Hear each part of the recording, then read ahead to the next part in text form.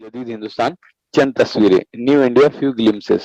तो इस किताब पर आज हम लोग गुफ्तगू करेंगे कि किताब के कंटेंट क्या है, इसमें क्या चीजें मैंने बयान करने की कोशिश की।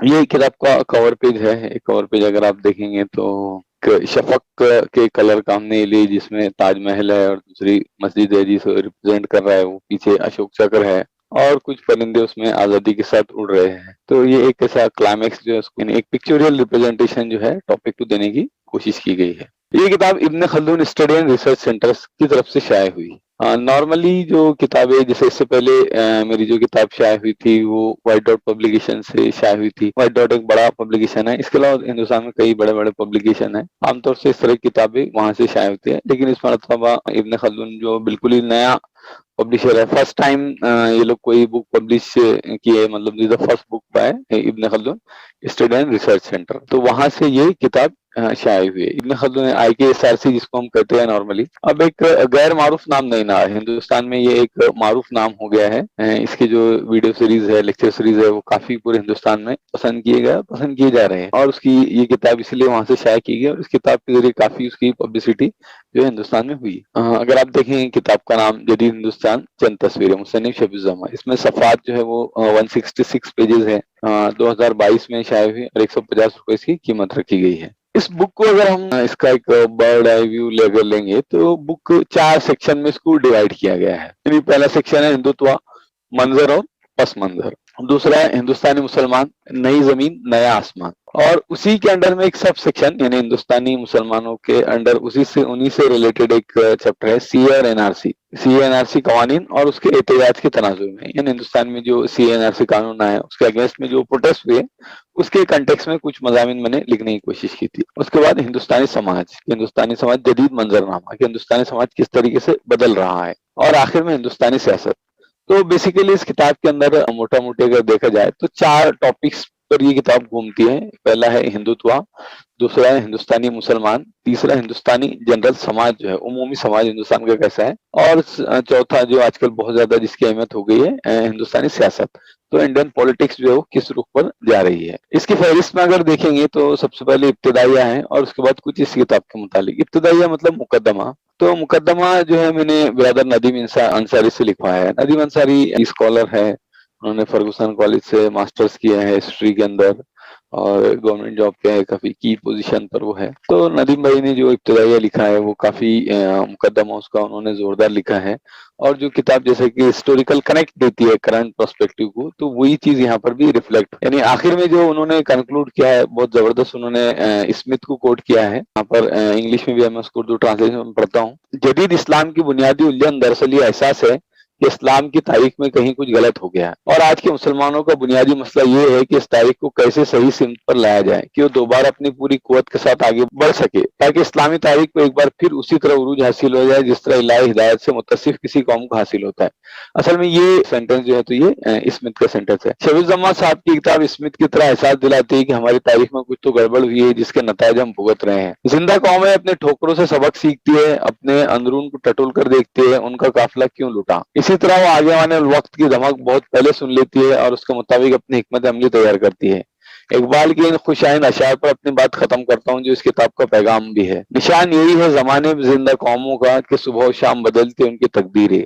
कमाल सिद्क को मुरव्वत जिंदगी उनकी, माफ करती है फितरत भी उनकी तकसीर है।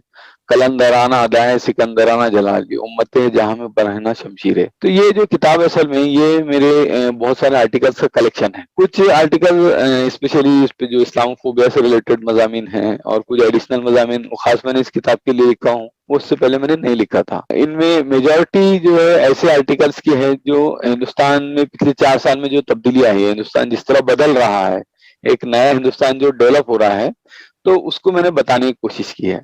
लेकिन ऐसा नहीं है कि मैंने सिर्फ इवेंट्स बयान कर दिए, यानी कोई अखबारी बयानात नहीं है। इसमें कोशिश की है कि इंडिया में जो भी चेंजेस हो रहे हैं, हिंदुस्तान या भारत के अंदर जो तब्दीलियां हो रही है, तो उसका आइडियोलॉजिकल पस मंजर क्या है, आइडियोलॉजिकल बैकग्राउंड क्या है, वो भी वाजे हो। यानी अलग अलग जो इवेंट्स है, वो इवेंट के पीछे आइडियोलॉजिकली क्या चेंजेस है, या क्यों वो किस आइडियोलॉजी के तहत वो इवेंट रिफ्लेक्ट हो रहा है, उसको मैंने कवर करने की कोशिश की है। हिंदुत्व, हिंदुस्तानी समाज, हिंदुस्तानी मुसलमान और खुद हिंदुस्तान इन मजामिन के मुस्तकिल मौजूआत है। हिंदुस्तानी मुसलमानों का मुस्तकबिल क्या होगा और आने वाले हालात क्या रुख इख्तियार करेंगे, ये कहना तो मुश्किल है, लेकिन जिस रुख पर हालात का दरिया बह रहा है वो कोई मजबूत तासुर तो नहीं देता। लेकिन ये दुनिया अजायबात और गैर मुतक्किल वाकयात की दुनिया है। यहाँ हालात क्या करवट लेंगे कोई नहीं जानता। मुमकिन है कि साहिलों पर से पड़ जाए तूफान, मुमकिन है इसी सियारात से हिंदुस्तानी मुसलमानों के लिए सफेदा सुबह नमूदार हो। उसके बाद अगर आप देखेंगे, हम एक एक सेक्शन के आर्टिकल्स में डिस्क्राइब करूंगा। तो पहला जो सेक्शन 1 है वो हिंदुत्व है। हिंदुत्व पर हमारे यहाँ खासतौर से उर्दू में जो कुछ लिखा जा रहा है वो अभी तक सावरकर, हेडगेवार, गोलवालकर वहीं तक मौजूद है। लेकिन हिंदुत्व वक्त के साथ बहुत ज्यादा बदल चुका है।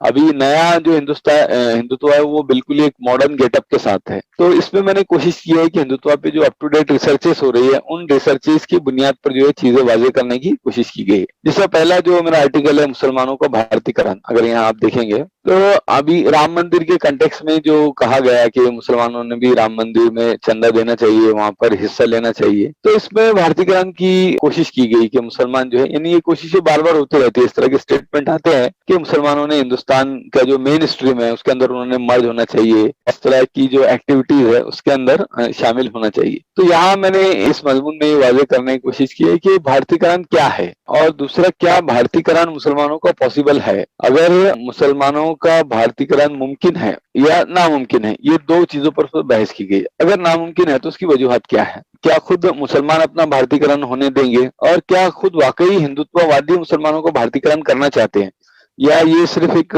पॉलिटिकल स्टंट है जिससे कि मुसलमानों को प्रेशराइज किया जाता है। तो इस पर मैंने उसका आइडियोलॉजिकली उसके पीछे क्या आइडियोलॉजी है और भारतीकरण का क्या पूरा प्रोसेस है उसको मैंने एक्सप्लेन करने की इसमें कोशिश की है। उसके बाद के जो दो आर्टिकल है, क्या आरएसएस बदल रही है और संघ की बदलती पॉलिसी। आरएसएस ये करती है कि एक तरफ एक अपना एक ऐसा चेहरा आवाम के सामने रखती है, यानी नॉर्मली संघ को समझना मुश्किल है। संघ को समझना इसलिए मुश्किल होता है कि वो जो कहती है पब्लिक फोरम्स में और जो डे टू डे एक्टिविटीज में करती है उसके अंदर डिफरेंस होता है। यानी संघ को हम कभी भी उसके प्रेस स्टेटमेंट्स, पब्लिक ओपिनियंस, उसके लीडरों के बयानात, इससे हम उसको नहीं समझ सकते हैं। उसको समझने के लिए उसकी जो ग्राउंड एक्टिविटीज है वो समझना जरूरी है। तो ये दोनों मज़ामीन में मैंने इसी टॉपिक को कवर करने की कोशिश की है कि जो बाद लोगों का ख्याल था कि आरएसएस बदल रही है, नहीं, आरएसएस अडॉप्टिव हो गई, वो मुसलमानों को अडॉप्ट करना चाहती है। खासतौर से दिल्ली में जो कॉन्फ्रेंस हुई थी 3 दिन की मोहन भागवत की, उसके बाद कई लोगों ने कहा था, उसके बाद मुंबई का सेमिनार, ये एक ऐसा इंप्रेशन दिया जा रहा था कि संघ बदल रहा है और मुसलमानों को चाहिए कि उसके लिए वो सॉफ्ट कॉर्नर पैदा करे ताकि उससे डिस्कशन कर सके। तो इन दोनों मज़ामीन में मैंने उसी टॉपिक को टच करने की कोशिश की है। उसके बाद है बाबरी मस्जिद शहादत से भूमि पूजन तक, सियासत या आस्था। बाबरी मस्जिद मूवमेंट जो है प्योर पॉलिटिकल मूवमेंट है, उसको इस्तेमाल किया गया और उसके इस्तेमाल से जो है तो बीजेपी अपनी हुकूमत बनाने में कायम हुई है। और सुषमा स्वराज ने अपने इंटरव्यू में ये बात कही भी थी कि राम मंदिर मूवमेंट जो प्योर पॉलिटिकल था, उसका रिलीजन से कोई लेना देना नहीं है। तो इस पूरे मूवमेंट को मैंने कवर करने की कोशिश की है कि शुरू से वो क्या हालात थे जिसमें मूवमेंट जन्मा, फिर किस तरह उसको एक पब्लिक मूवमेंट बनाया गया, फिर किस तरह उसकी बुनियाद पर बीजेपी की 2 से जो है पहले 92 फिर 198 और फिर किस तरह पहले 13 दिन, फिर 13 महीने और फिर 5 साल की उसकी सरकार बनी, और उसके बाद अब मौजूदा हुकूमत जो है उसको किस तरह इस्तेमाल कर रही है। तो इसमें आस्था का फैक्टर कितना है और सियासत का क्या है। और इस पूरे बाबरी मस्जिद या राम जन्मभूमि जो मूवमेंट बीजेपी ने चलाया, इसमें उसने किस तरह पॉलिटिकल हिंदू तैयार किया और वो पॉलिटिकल हिंदू जो है वो किस तरह आज बीजेपी को वोट देता है, उसका कैसे वोट बैंक वो कॉन्स्टिट्यूट करता है। तो ये सब चीजें मैंने उसमें बयान करने की कोशिश की। उसके बाद अगला जो आर्टिकल है, क्या हर हिंदुस्तानी हिंदू है, ये मोहन भागवत का स्टेटमेंट था और ये स्टेटमेंट वो बार बार देते रहते हैं कि हर हिंदुस्तानी जो है वो हिंदू है। जिस तरह जर्मनी में जर्मन, इंग्लैंड में ब्रिटिशर्स, इस तरह हिंदुस्तान में हिंदू रहते हैं। तो ये बयान वो बार बार देते हैं। तो मैंने इसमें ये कवर करने की कोशिश की है कि हिंदू वर्ड जो है उसका मीनिंग क्या है, इन जनरल उसका मीनिंग क्या लिया जाता है, उसको डिफाइन करने में अभी तक लोग नाकाम क्यों है। फिर आरएसएस जब हिंदू कहती है तो उससे क्या मुराद होता है और क्या वाकई हर हिंदुस्तानी हिंदू है। तो ये मैंने इस आर्टिकल्स में कवर किया है। उसके बाद एक बहुत इंटरेस्टिंग आर्टिकल है गांधी जी और आरएसएस। यानी जब गांधी जी के जन्म को 100वां जब उनका जन्मदिन था, तो उसको जिस तरह आरएसएस ने पूरे हिंदुस्तान के अंदर सेलिब्रेट किया, तो शायद वैसा कांग्रेस भी सेलिब्रेट नहीं करता था। यानी इंटरनेशनल मैगजीन्स में उन्होंने आर्टिकल लिखे, खुद तो प्रधानमंत्री जो है उनकी समाधि पर गए 3 बजे रात में, और कई जो सीरीज ऑफ इवेंट्स जो है एग्जीक्यूट किया गया, कैदियों को आजाद किया गया। तो ये ट्विस्ट क्यों आया? आरएसएस ने गांधी जी को किस तरह वो उसको अडॉप्ट करना चाहता, असिमुलेट करना चाहता या हाईजेक करना चाहता, ये उस आर्टिकल में मैंने बताने की कोशिश की है। उसके बाद नवा आर्टिकल एक इम्पोर्टेंट आर्टिकल है जो हिस्टोरिकल रेफरेंस से मैंने लिखा है, हिंदू रिनाइसेंस और मुसलमान और हिंदुस्तानी मुसलमान। तो इसमें मैंने ये एक्सप्लेन करने की कोशिश की है कि ये जो कुछ आज हो रहा है ये फर्स्ट टाइम नहीं हो रहा है। हिस्ट्री में इससे पहले कब कब ऐसा हुआ है, यानी आज जो हिंदुत्व हुकूमत कायम हो गई या इस तरह की जो कोशिश हुई, तो ये पहली मर्तबा नहीं हुई। इससे पहले भी हिस्ट्री में तो मैंने दो क्लासिक एग्जाम्पल उसके लिए है। एक मोहम्मद यानी खिलजी डायनेस्टी खत्म होने के बाद का, और दूसरा अकबर के जमाने का। उस जमाने में हिंदू रिनाइसेंस मूवमेंट कैसे थे, क्या थे, हिंदुत्व मूवमेंट कैसे आगे बढ़ रहे थे और मुसलमानों ने उसको कैसे काउंटर किया। फिर आज के जो हिंदुत्व मूवमेंट है और उस जमाने के हिंदुत्व मूवमेंट में क्या डिफरेंसेस है हिंदू आर्य प्रेस मूवमेंट में, वो मैंने उसमें बताने की कोशिश की। तो आज हम उसको किस तरह काउंटर कर सकते हैं। फिर रिपब्लिक ऑफ हिंदुत्व, ये किताब थी बद्री नारायण की। तो बद्री नारायण मोस्टली दलित इश्यूज पर लिखते हैं, लेकिन इस मरतबा उन्होंने दलितों में संघ जो काम कर रहा है उस पर उन्होंने रिसर्च किया। तो उन्होंने ये किया कि मोर देन 100 जो अलग अलग आरएसएस की शाखा है उनका सर्वे किया, और वहां पर वो लोअर क्लास को किस तरह अपने से क्लोज कर रहा है उस पर उन्होंने रिसर्च करके वो बुक पब्लिश किया है। तो ये काफी आई ओपनिंग बुक है, जिसमें वो बताते हैं कि जो कुछ हमको आरएसएस नजर आ रही है ये टिप ऑफ द आइसबर्ग है। असल आरएसएस जो है तो उसकी जड़ें हिंदुस्तान में बहुत गहरी है और वो बहुत ज्यादा फैल गई है। तो ये इस किताब के अंदर उन्होंने कवर किया है। उसके अलावा कुछ उस किताब में लिमिटेशन भी थे, तो मैंने उसको तनकीद भी किया हूँ, क्रिटिसाइज भी किया हूँ कि जो आरएसएस के बारे में उन्होंने थोड़ा पॉजिटिव चीजें जो लिखी जो एक्चुअल नहीं थी, तो वो भी मैंने उसमें वाजे करने की कोशिश की है। फिर उसके बाद आर्टिकल है भारतीय सियासत में मजहब का इस्तेमाल, यानी हिंदुस्तान की जो पॉलिटिक्स रही, तो इसमें ऐसा नहीं है कि रिलीजन फर्स्ट टाइम इस्तेमाल हो रहा है। यानी इससे पहले अशोक ने किया, उसके बाद गुप्ता एम्पायर में किया गया, है ना। हर जमाने में जो है वो क्रिश्चियंस ने किया मिशनरीज को यहाँ पर। तो वो सारी मजहब को लेकर हिंदुस्तान में क्या कोशिशें रही और उसका क्या नतीजा है, ये मैंने इसमें कवर किया। और आखिरी जो मजमून है RSS and the making of deep nation, ये बहुत इम्पोर्टेंट मजमून है। ये असल दिनेश नारायण की किताब है। ये बहुत जबरदस्त रिसर्च इस किताब में उन्होंने की है, और अभी ये मार्केट में हॉट केक की तरह ये किताब चल रही है। तो इसमें बिल्कुल जो मॉडर्न आरएसएस है वो क्या कर रही है वो उन्होंने एक्सप्लेन किया है कि आरएसएस के फेजेस कैसे रहे। यानी जैसे वो कहते हैं कि हेडगेवार के जमाने में जो है आरएसएस पॉलिटिकल ऑर्गेनाइजेशन थी, उसके बाद गोलवालकर के जमाने में वो कल्चरल ऑर्गेनाइजेशन हो गई, देवरस के जमाने में वो सोशल ऑर्गेनाइजेशन हो गई, लेकिन अब भागवत के जमाने में वो फिर से पॉलिटिकल हो गई और उसका चक्रव्यूह जो है वो उसका चक्कर जो है वो पूरा कंप्लीट हो गया है। तो इसमें आरएसएस कैसे बदल रही है, नए नए चीजें, अपनी पॉलिसीज कैसे बदल रही है, लोगों को कैसे असिमुलेट कर रही है, औरतों को लेके उसका नजरिया कैसे बदल रहा है, लेफ्ट को लेके कैसे बदल रहा है, खुद मुसलमानों के बारे में वो क्या सोच रही है कि मुसलमानों के बारे में जो उनके यहाँ बहस है कि मुसलमानों का भारतीयकरण किया जाना या हिंदूकरण किया जाना चाहिए। काफी अच्छी बहसें जो है उन्होंने उसमें की है, और वो खुद भी काफी आरएसएस के क्लोज रहा है, इसलिए ये काफी वैलिड रिसर्च जो है ये मानी गई है। तो ये पहला सेक्शन है जिसमें हिंदुत्व का मतलब मंजर और पस मंजर के क्या, उसके पस मंजर में क्या बैकग्राउंड में चल रहा है और क्या चीजें हमारे सामने चल रही है, उसमें कवर करने की कोशिश की गई है। उसके बाद का सेकंड सेक्शन जो है वो इंडियन मुस्लिम से, हिंदुस्तानी मुसलमानों से मुतालिक है। इसमें भी 10 आर्टिकल्स है। पहला आर्टिकल है मुस्लिम सियासी क़यादत की जरूरत।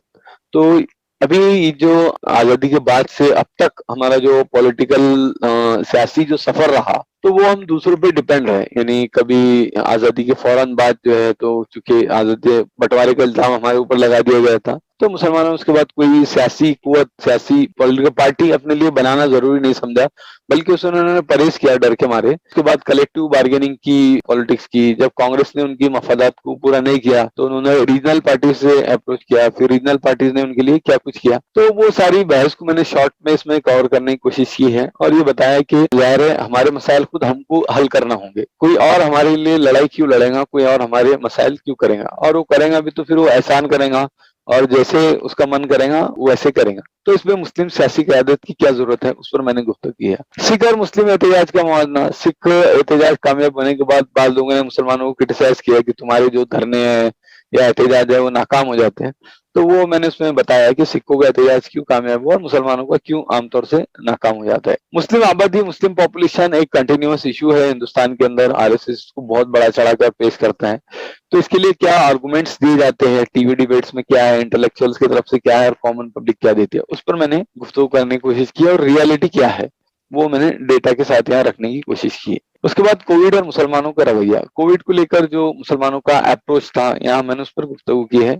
और आखिर में एक मजमून इसमें मैंने लिखा है हिंदुस्तान में इशाअत इस्लाम। तो इसमें हिंदुस्तान में इस्लाम किस तरह स्प्रेड हुआ, क्या क्या किन फेजेस के अंदर वो फैला, वो मैंने तकरीबन 7-8 नुकात में बयान करने की कोशिश की है। उसके बाद 5 मज़ामीन इसी सेक्शन के अंडर में ये सीए और एनआरसी से मुतालिक है। यानी ये मैंने उस वक्त लिखे थे जब सीए मूवमेंट चल रहा था। तो पहला जो था शहरियत तरमीम बिल, यानी सीए जब आया था, जमीनें तंग है अब तो हमारे लिए इसकी, तो उसका क्या आइडियोलॉजिकल फ्रेमवर्क है और क्या उसकी नीड है, इस पर मैंने गुफ्तगू की थी। उसके बाद हिंदुस्तान, उसमें क्रिश्चियंस को शामिल नहीं किया गया, जिस तरह मुसलमानों को एक्सक्लूड किया गया क्रिश्चियंस को उसमें इंक्लूड कर लिया गया। तो उसके पीछे क्या रीजन है, यानी क्रिश्चियंस को क्यों इंक्लूड किया गया, मुसलमानों को क्यों एक्सक्लूड किया गया, वो मैंने उसमें बताया।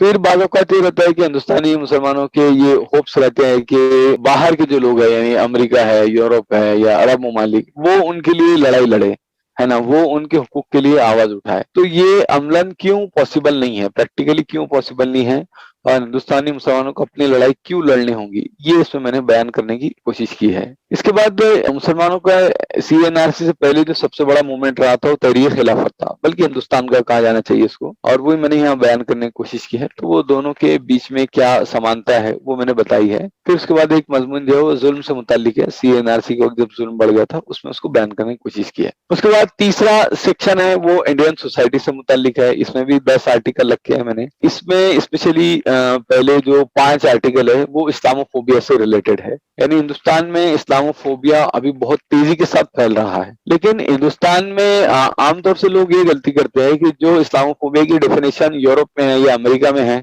वही डेफिनेशन यहाँ भी अप्लाई कर देते। तो मैंने वो बताने की कोशिश किया हूँ कि वेस्ट में जो इस्लामोफोबिया है वो बिल्कुल ही एक दूसरी चीज है, हिंदुस्तान में जो इस्लामोफोबिया है वो बिल्कुल दूसरी चीज है। तो हिंदुस्तान में इस्लामोफोबिया की क्या वजूहत है और उसके प्रैक्टिकली वो ग्राउंड में कैसे अपने पंजे गाड़ चुका है, तो ये नाज़िर इल्म की जो किताब थी मदरिंग ऑफ मुस्लिम, उस बुक की मदद से मैंने वो बताने की कोशिश किया, उससे रिसर्च की, क्योंकि ऑलरेडी एक रिसर्च अवेलेबल थी। इसी तरह केरला सैलाब के वक्त किस तरह इस्लामोफोबिया ने अपना रोल प्ले किया, और सबसे इम्पोर्टेंट कोविड के वक्त अलग अलग स्टेट में स्टेप्स में इस्लामोफोबिया किस तरह स्प्रेड किया गया, वो मैंने उसमें बताने की कोशिश की है। उसके बाद हाथरस केस, जो मशहूर रेप केस हुआ था हिंदुस्तान के अंदर, तो उस पर मैंने लिखा ये देश अंधे लोगों का। उसके बाद एक बहुत इंपॉर्टेंट चैप्टर है पूना पैक्ट। तो पूना पैक्ट एक फॉरगॉटन चैप्टर है, हालांकि उसको भूलना नहीं चाहिए था।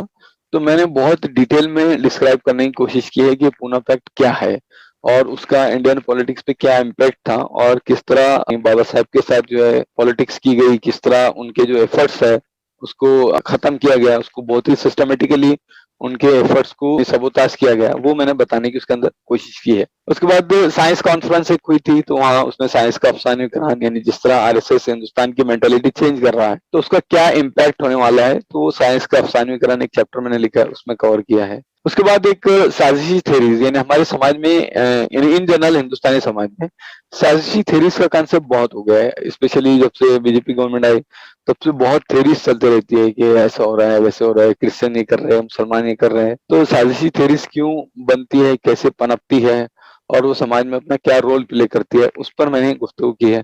उसका साइकोलॉजिकल एनालिसिस करने की भी कोशिश की है कि उसके पीछे क्या साइकोलॉजी काम करती है। फिर उसके बाद एक बहुत अहम मजमून है हिंदुस्तानी तारीख का मुताला जदीद तनाजुर में, कि तारीख अब बहुत ज्यादा इंपॉर्टेंट हो गई है, तो हिंदुस्तान में उसका स्टडी क्यों किया जाना चाहिए करंट कंटेक्स्ट के अंदर, वो मैंने डिस्क्राइब करने की उसके अंदर कोशिश की है। आखिरी जो है सेक्शन 4 वो इंडियन पॉलिटिक्स से मुतालिक है कि हिंदुस्तानी सियासत नया उफक, तो हिंदुस्तान की सियासत वो कैसे बदल रही है। यानी हमने देखा कि दीनदयाल उपाध्याय जिनके हिंदुस्तान की पॉलिटिक्स में कोई कंट्रीब्यूशन नहीं था फ्रीडम स्ट्रगल के अंदर, लेकिन अब जो है उनको फिलोसफर बताया जा रहा है कि जबरदस्त फिलोसफर थे। तो अपूर्वानंद ने उनको सरकारी फिलोसफर कहा था, तो मैंने भी वही उसका नाम दिया और उनको डिस्क्राइब किया कि वो वाई मतलब उनको सरकारी फिलोसफर किस तरह बनाया जा रहा है, किस तरह प्रमोट किया जा रहा है। इसी तरह सावरकर को जो प्रमोट किया जा रहा है और उनको पंडित नेहरू के मुकाबले लाया जा रहा है, तो वो भी मैंने एक्सप्लेन करने की कोशिश की है। उसके बाद एक वीडियो एक जमाने में बहुत वायरल हुआ था, हिंदू खतरे में है, यानी ये जनरल बात है कि आज हम देखते हैं कि पूरे हिंदुस्तान में हर जगह जो है वो हिंदू काबिज है, तो उसके बावजूद भी वो खतरे में है। यानी आरएसएस ने एक मेजॉरिटी को माइनॉरिटी की मेंटालिटी दे दी, तो वो मैंने हिंदू खतरे में है के अंदर बयान करने की कोशिश की। उसके बाद उस जमाने में जो शशि थरूर के जो वाकयात हुए थे और उस पर क्या रिएक्शन हुआ था इंडियन पॉलिटिक्स में, वो मैंने बयान किया है। खुले में नमाज पर पाबंदी, हरियाणा में ये इशू काफी चल रहा है, अभी काफी बढ़ गया है, तो मैंने उसी जमाने में उस पर लिखा था। फिर उसके बाद कांग्रेस और बीजेपी, तो अब कांग्रेस के रिवाइव होने में क्या प्रॉब्लम है और कांग्रेस और बीजेपी में क्या डिफरेंस हो गया। आमतौर से लोग ये समझते हैं कि मोदी जो है वो सिर्फ ईवीएम की वजह से जीतता है, लेकिन यहाँ मैंने बताने की कोशिश की कि वैसा नहीं है, उसके पीछे दूसरे भी फैक्टर है जिसकी वजह से वो इलेक्शन जीतते हैं। फिर मोदी हुकूमत का सेकंड टर्म क्या रहा और उसमें कैसे चीजें बदली है, वो मैंने एक आर्टिकल में कवर किया है। और आखिर में 2019 में के इलेक्शन में मोदी ने किस तरह इलेक्शन को जीता है, तो वो पूरा इलेक्शन के जो कवरेज था उसकी रोशनी में मैंने बताने की कोशिश की क्या फैक्टर्स थे जिसकी वजह से मोदी की जो है वो कामयाबी मिली। तो इस तरह ये 40 चैप्टर्स का ये बुक्स है, 41 चैप्टर्स है इसमें, और आखिर में एक खात्मा है, नया जमाना नए सुबह शाम पैदा कर। इसमें मैंने तफसील से एक नैरेटिव देने की कोशिश की है कि हिंदुस्तानी मुसलमान जो है किस तरह कमबैक कर सकते हैं और वो क्या कोर इश्यूज है जिन पर उनको काम करने की जरूरत है, और जो सॉल्यूशंस हमारे यहाँ दिए जाते हैं उसका भी मैंने थोड़ा एनालिसिस करने की कोशिश की है। और जो इश्यूज आज हम फेस कर रहे हैं तो उसको हिस्ट्री से कनेक्ट करने की कोशिश की है कि ये इश्यूज कहाँ से ये शुरू हुए और ये कैसे अब ये खत्म हो सकते हैं। और आखिर में जो है मैंने अल्लामा इकबाल के जो अशार है, खुदा लम यजल का दस्त कुदरत तू जुबा तू है, यकी पैदा करे गाफिल के मगलूबे घुमा तू है, परे है चरखे नीले फाम से मंजिल मुसलमान की सितारे जिसकी गर्दे रहा हूँ वो कारवा तू है, मका फानी मकी फानी अजल तेरा अबद तेरा, खुदा का आखिरी पैगाम है तू, जावेदा तू है, हिना बंदे उरू से लाला है खूनी जिगर तेरा, तेरी निस्बत इब्राहिमी है बेमारे जहाँ तू है, जहाँ ने आबोगिल से आलम जावेद की खातिर नबूवत साथ जिसको ले गई और मगा तू है, ये नुक्ता सरगज़श्त मिल्लत बेजा से है पैदा कि अक़वाने ज़मीन एशिया का पास बात हुआ है। तो इन अशार पर मैंने अपने यानी किताब को ख़त्म किया हूँ। तो ये एक ओवरऑल रिव्यू है बुक का कि क्या चीज़ें उसमें कवर करने की मैंने कोशिश की है। जज़ाकल्लाह।